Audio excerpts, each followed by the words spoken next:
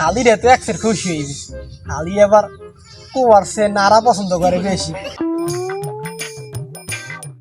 সুবহানাল্লাহ, এককালে বেড়া দিয়ে থইছে। আগে চুরি করতে গেলে কি সুন্দর ফসল জায়গা আছে রে।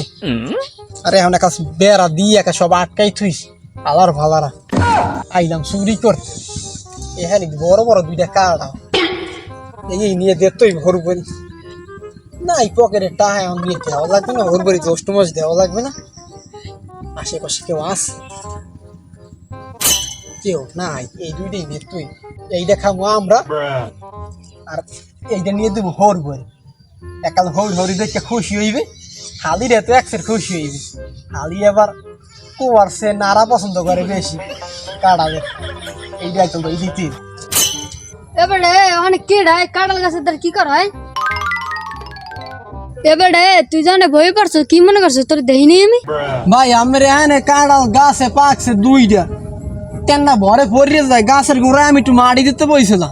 কাঁঠাল দুইটা পাকছে না তিনটা পাকছে তোমার দাম আমি জিজ্ঞাসি। আর কাঁঠাল গাছের গোড়ায় তোমার মাড়ি দেওয়া লাগবে না, তুমি বাড়ি যাও।